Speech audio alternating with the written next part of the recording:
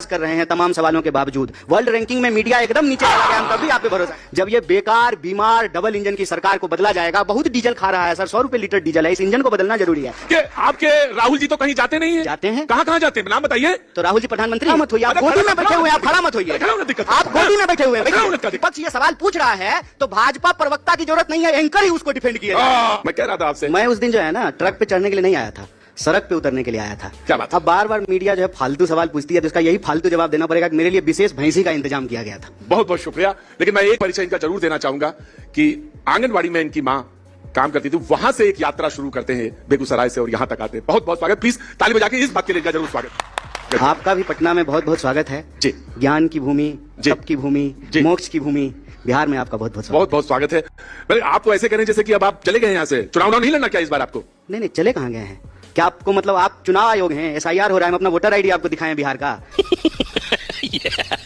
जब हमारा voter ID ही बिहार का है, आधार कार्ड बिहार का है, ड्राइविंग लाइसेंस बिहार का है, आवासीय प्रमाण पत्र बिहार का है, तो चले कहाँ गए? तो कम से कम प्रधानमंत्री थोड़ी है कि विदेश चले जाएंगे।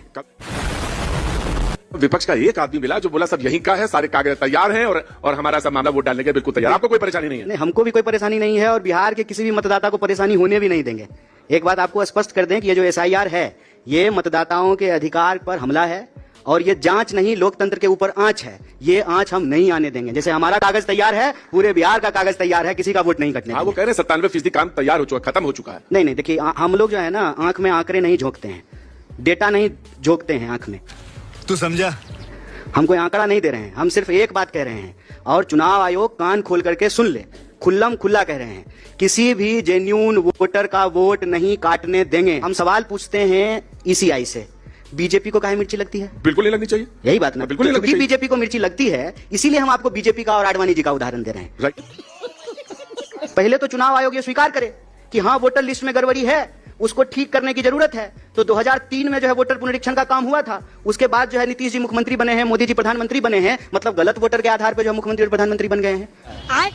तो पहले चुनाव आयोग स्वीकार करे कि हमसे गड़बड़ी हुई, और गड़बड़ी यदि ठीक करना चाहती है चुनाव आयोग, बिल्कुल करे, समय लेकर के करे, एक एक जनता के तक जाए, उनके जो है उनकी जांच करे, लेकिन मतदाताओं की जांच करे, नागरिकता का जांच करे। एक बात बताइए, आप एंकर हैं और आप कैमरा के पीछे जाकर के कूद के खड़े हो जाएं तो अच्छा लगेगा? कैमरा पर्सन का काम अलग है, एंकर का काम अलग है, नागरिकता जांचने का काम जो है गृह मंत्रालय का है, ECI का काम वोटर लिस्ट बनाने का है। और एक बात बताइए, जो कागज मांग रही है ECI, बहुत इंपॉर्टेंट बात मैं आपको कह रहा हूं, जो कागज ECI मांग रही है वो कागज आधार के आधार पर बनता है, लेकिन कहते हैं कि आधार नहीं मानेंगे। बताइए, आधार से आपका बैंक का पासबुक खुल जाएगा, उससे जो है आपका वो नो योर कस्टमर KYC हो जाएगा, और वो आधार जो है आपको वोटर आईडी में आपका नाम होगा कि नहीं होगा उसके लिए मान्य नहीं है। ECI जो है कागज मांगने के नाम पर लोगों से उनका वोट देने का अधिकार नहीं छीने, और ये हम नहीं होने देंगे, यही कह रहे हैं। यही आपने कहा। सब सवाल का जवाब